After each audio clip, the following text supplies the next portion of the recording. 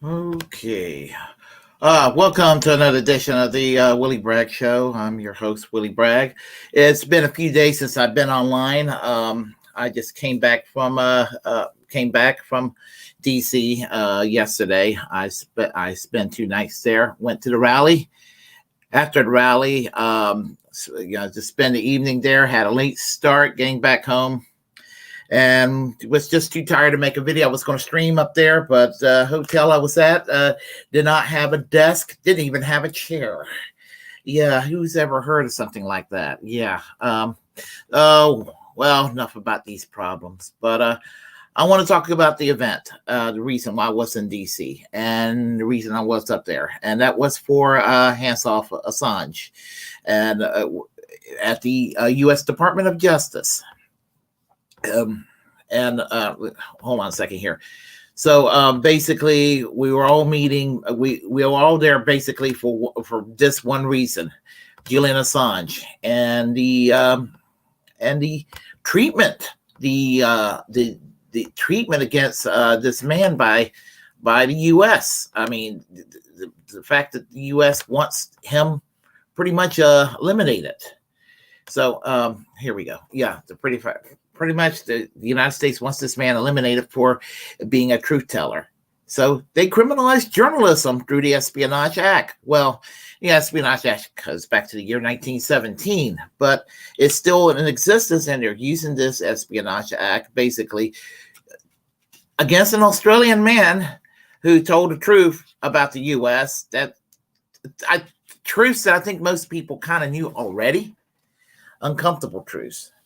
And so he's in Belmarsh Prison up in the UK right now, and all that's kind of up in the air whether he will come here to the US. My personal theory is that the US, in my opinion, wants to drive him insane to the point where he'll probably, kill himself or something like that, or just because the US don't want the embarrassment of this trial, because it is an embarrassment to the U.S. But the U.S. brought it on themselves with the foreign policy, that it has and everything like that. And this man basically is guilty of just trying to be a whistleblower and telling the truth.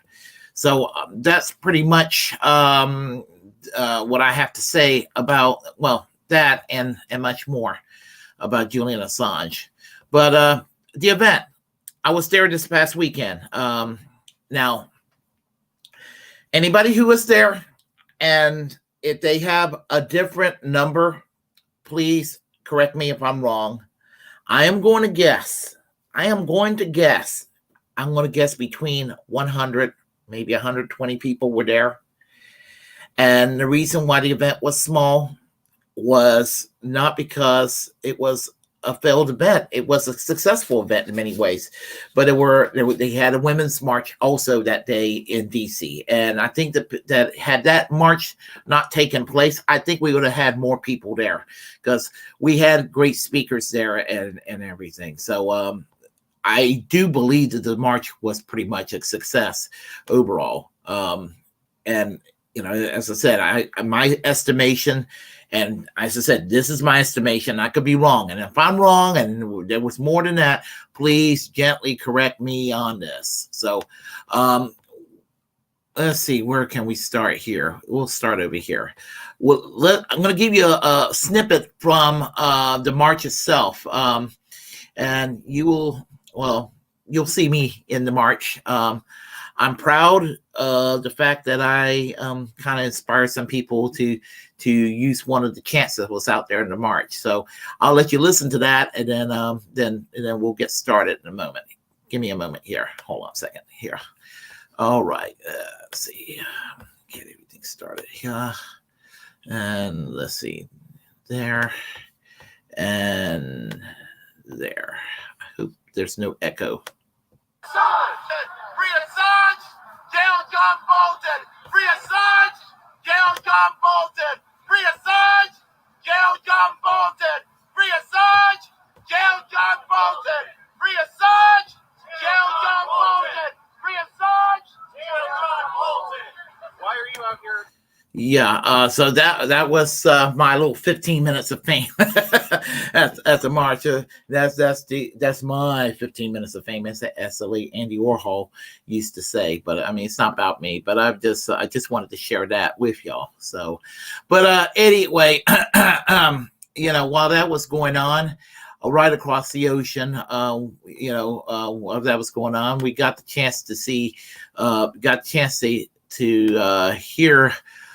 From Jeremy Corbyn, the former leader of the British Labour Party, that was one of the most smeared people around right now, and probably just one of the best people around politically in today, as far as I'm concerned.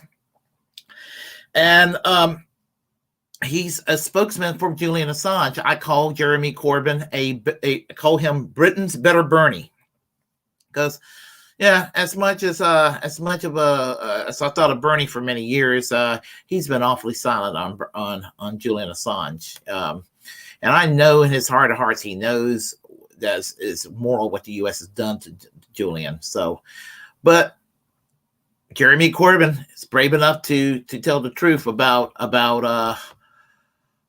Assange. So we'll listen to Jeremy Corbyn's words. So hold on a second here, and then we'll talk more. Julian Assange is a journalist who's told the uncomfortable truths all around the world of what happened in Iraq, what happened in Afghanistan, what happened in Syria, Libya, environmental destruction, power and interface of big business and arms companies with governments. That truth made a lot of very powerful people very uncomfortable, so the US has tried to charge him under the Espionage Act. If we believe in free speech, if we believe in independent democratic journalism, then Julian Assange should be freed from Belmarsh and not removed to the United States. Today we've shown the levels of public support for Julian by having this human chain all around Parliament, despite the obvious transport difficulties today because of the rail strike. Internationally, there's huge support for Julian Assange, and we say thank you to prominent politicians around the world that have spoken up for Julian, such as President López Obrador of Mexico, who's also offered asylum to Julian if he wanted Emmett to take that up. But our message is, if Julian Assange is removed to the USA under the Espionage Act, it's a death sentence. 175 years in a maximum security prison is a death sentence. And it would be a threat to every other serious journalist around the world. So my message to journalists around the world is, when you take up your chosen profession, you take on a responsibility to tell the truth without fear or favour. Well, tell the truth, please, about Julian. Get the message out there and say to the British government, refuse the extradition, but we're going to fight you all the way in the courts. We're going to fight you all the way in public opinion until Julian is free and able to continue his work as a democratically minded, independent, free journalist. Well said. Well said. And, you know, it takes somebody from the United Kingdom to lecture Americans about the First Amendment. And it seems like many of our American politicians talk a fair game about free speech, but it takes a British politician to actually, just walk the walk instead of just talking the talk about the First Amendment and talking, well, or free speech in general, broadly speaking, and the criminalization of journalism. And actual mainstream journalists do not speak for Julian Assange. Well, you know, who's not to say that they're going to be next? I mean, really, honestly, who's not to say they're going to become next? Because especially here in the United States, where you have the Biden administration who set up this disinformation governance board earlier this year that they dismantled due to public pressure and public relations embarrassment. And they should be fucking embarrassed over this. They should be fucking embarrassed over this. They should be ashamed of themselves for even considering such an Orwellian thing like this, you know, a disinformation governance board. You know, it's just absolutely just, you know, any decent person who loves a free society should be opposed to this and not partisan about this, because, you know, this thing would have been set full underway and all of that. And honestly, the various social media, big tech is doing it on their own, pretty much. I mean, honestly, they are tackling on misinformation, and I've seen several channels get penalized and suspended, and even have their channels cancel. Profiles on Twitter also suspended and terminated and everything. I mean, and I've even had my YouTube account suspended for 1 week. I've been in YouTube jail myself. So I'm very deeply resentful of it, because I was accused of something by YouTube that I was not guilty of. I mean, I don't think that, honestly, it was something in the algorithms. They connected some words that I said, and it sounded like I said something that I did not say. So, and that's, you know, it's kind of all tied up with this. I mean, this is why I know some people are like, oh God, Willie's back about this free speech again. If you don't have free speech, and you don't, if your journalism, if you're not allowed to have a free press, then, you know, political discourse is gone, and it leads to dictatorship. And let me tell you, if Joe Biden is going to do this shit, do you think that Donald Trump, or you think that Ron DeSantis, out of principle, are going to get rid of the disinformation governance board? You better believe that they will intensify it even more. Even more. I mean, you see how fascistic he's acting in Florida, Governor DeSantis. And Donald Trump has expressed not just flag burning, but harmonizing the libel laws so you can't talk shit about politicians. He's so thin-skinned that he wants laws where he can sue people like Bill Maher, who, yeah, I don't like Bill Maher either, but you can go and sue Bill Maher or sue somebody for talking mean about you and hurting your feelings.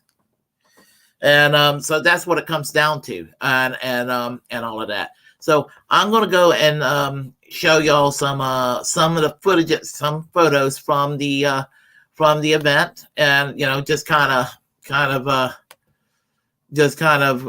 fun to do that, and, you know, and everything, not in any particular order, but just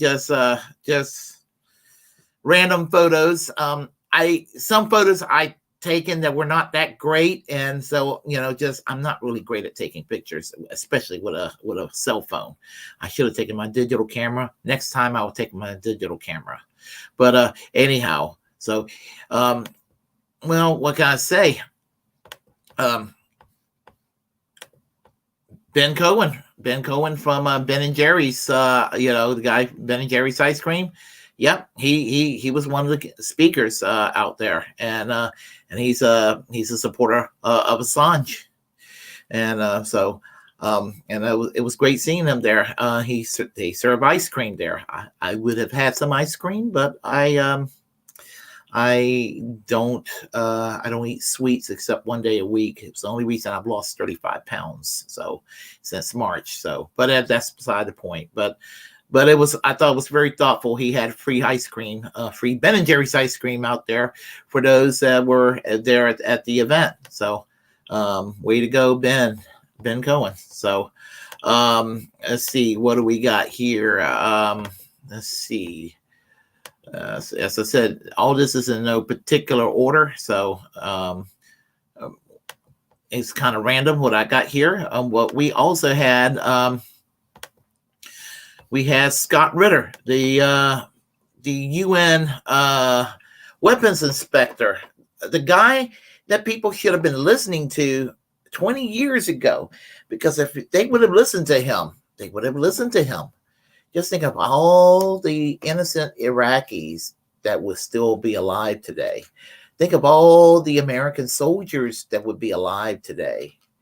And if George W. Bush and Dick Cheney would have listened to Scott Ritter, they might not be war criminals like they are today. But because they didn't listen to Scott Ritter, they earned a title as war criminals.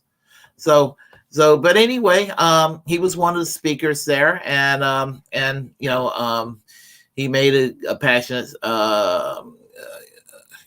speech about why we need to preserve the First Amendment too. So that was great. So let's see what do we got here. All right, let's see. Oh, no. There we go. Let's see here. As I said, I'm doing this, kind of, oh yeah. If you watch this program on a regular basis, chances are you know who this person is. She may not need an introduction, but just in case you don't know who she is, this is Sabby Sabs.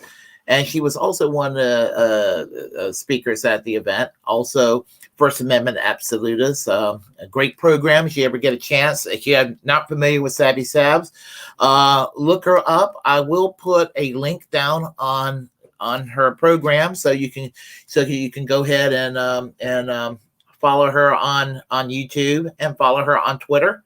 I always watch her program when it's on. And she's got interesting guests and everything too, and I've been pretty much a fan since discovering her. I guess about a little over a year ago. I think a little over a year ago I discovered her program. So she was one of the speakers there. So all right, let's see. All right, let's see. All right, let's see here. Also at the event, yeah, and yes, I said, well, let's see. That's funny. It's kind of nice when you meet veterans leftists that's been at the game for many, many years. This was Marty, who's with a group called Socialist Action. And so he's been doing like First Amendment work for many years, and so he made it to this event. And funny thing, he said he used to live in North Carolina. He's from New York, and he lives in New York currently. But so anyway, real good guy. Had a nice chat with him and all of that. So so there. Let's see. Hold on. Where did I? Oh, good Lord. Oh, right there it is. There we go. All right. Let's see here. All right. I'm sorry if I'm boring y'all with this, but I just wanted to show some of the photos from the event that I took. So, all right, what do we got? Oh, here we go. Garland Nixon was out there. Yeah, and whoops, he showed up at the event. Had a great speech too, and all of that. And he's done great work on First Amendment. Served on the national board of the ACLU for many years as well. He's quite a veteran and activist himself. Talk show host and all of that. I didn't get a chance to meet him either. Was trying to. So anyway, but I did get the chance to hear him speak. So all right, and let's see. All right. Actually, it was the first time I've been to D.C. for a protest in 20 years. I went up to an anti-war protest back in 2002. So, yes. I lost a lot of friends in 2016 because of this woman, but I don't hold it against her. I was correct, and the people who basically told me to fuck off after the election of 2016, they'll have to get over it. But if I could repeat it over again, I would still have voted for Jill Stein for president in 2016. She was one of the speakers out there. Again, I didn't get a chance to meet her in person, but that's fine. She also great speech as well, and I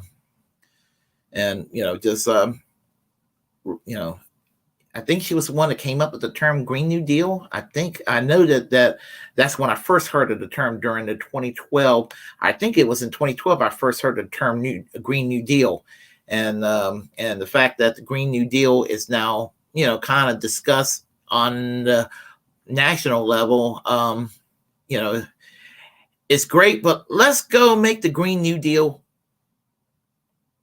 an actual policy that's being put into practice so we can save this planet. So that's the next big step right there. So let's see here. Let's see, what do we have here? Yes, that was interesting. I got a chance to hear him speak, but I also met him. That's Chris Hedges. You've heard of him. He needs no introduction. He was very busy, but I got a chance to have a picture pose with him, and that was great. He's always on my YouTube feed. Every time I'm just watching politics or whatever, and it'll automatically get into a Chris Hedges video stream, and I'll listen, and I'll always agree with everything. Pretty much agree with pretty much everything. Great perspective he has and all of that.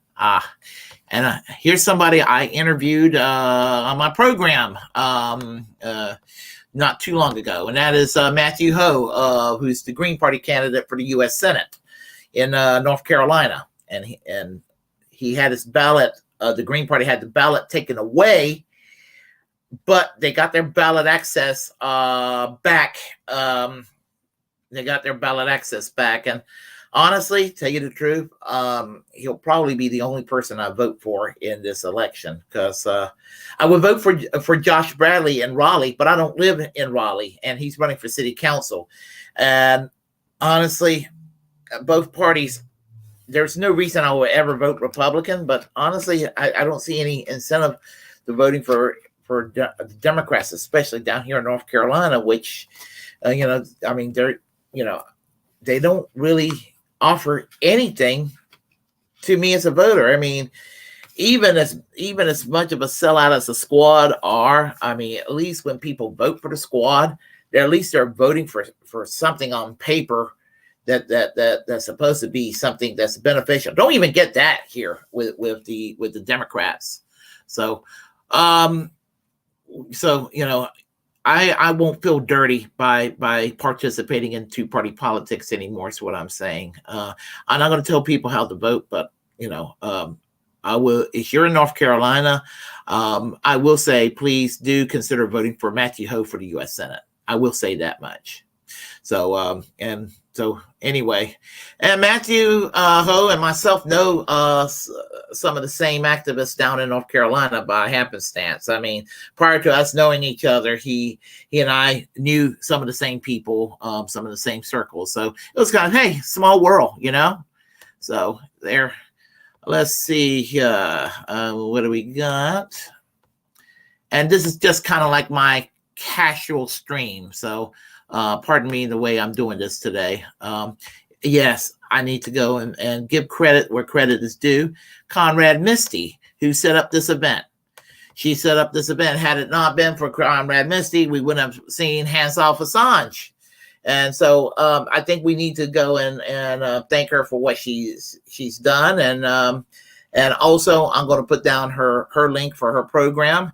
And right now, when I get off line here and everything, and so you'll be able to follow her as you know, at Sarcasm Dust on Twitter and all that. So and Action for Assange on YouTube and everything. So yeah, special thanks to Conrad Misty. So let me go ahead and do this here. So pretty much that's pretty much what sums up the weekend. It was a great couple of hours. Got a chance to get back into the activism thing again, because honestly, it's been years since I've been to a protest, and it's not because I wasn't interested in. It was just there was just really no protests around during the Obama years. And sometimes whenever there was something set up, I have a weird work schedule, work graveyard shifts, so sometimes going to events can be problematic, you know, as far as it's concerned. But it happened to be on the week I was on vacation. I was like, fuck yeah, I'm gonna go up to DC. So I ended up going to DC, and I'm glad I did. Anyway, so that's pretty much what I got to say there about that. So we have here on the chat line, a nice little busy chat line it is Extra Bulla. Hey, Warren, how are you? Hi, Willie, editing video and listening. Hey, how are you today, my friend? Let's see. I can barely hear you, Willie. I'm sorry if my voice isn't loud enough. I'm sorry about that. Let me see. Oh, my. I don't know. Oh, okay. Hold on a second. Oh, it was my volume. Oh, okay. I'm glad that was good. I mean, I'm glad that that wasn't from my end. I hate to start this video all over again if it was there was any problems from my end. Let's see. You're good. All right. And then we have here liked and shared. Good vibes. Go Start says. Hey, Go Start, how are you today? And how are you, Indie Left News and all? So anyway, folks, yeah, I guess that's going to be it. I may do a video later on today. I just still kind of winding down from a long trip yesterday and just trying to get things taken care of around here and all that. And but I should probably do a video later on, the live stream and all that, and kind of get back to what I've been talking about. And just wanted to say that if you like what you heard, please press like. You should press like and so let me mention this. Indie Left News, Extra Bulla. Yeah. Hey guys, I met Warren. I forgot to mention that. I did meet Warren at the event too. So I didn't get a picture taken, but I did meet Warren. So just wanted to let you know about that there. So let me go and conclude by saying, if you all like what you heard, please press like and comment. Comment anyway. If you disapprove, we'll have a conversation. Feel free to share the content on this channel. As a First Amendment absolutist, it's my duty to inform you to create your own platform and utilize it, because we are, in fact, the muckrakers of our time. And, you know, we need more whistleblowers. We need more truth tellers and all of that. And that's why a lot of us do what we do, because we can't trust mainstream media because they're not doing their part. So as I said, we're the muckrakers of our time. So, and also be sure to follow me, subscribe to my channel on YouTube, on Twitch, follow me on Twitter, I'm almost all the time on Twitter, all kinds of hours during the day. So there's that. And always remember to reject corporate media because they have nothing to offer us. And until next time, I will conclude by telling you all, music. So here we go. Music. Hopefully there's not going to be a little commercial thingy. There will be a little commercial thingy. So let me do this a little quick. I need to get an ad blocker. So, okay. All right. I'm going to say to y'all music at this point. So music.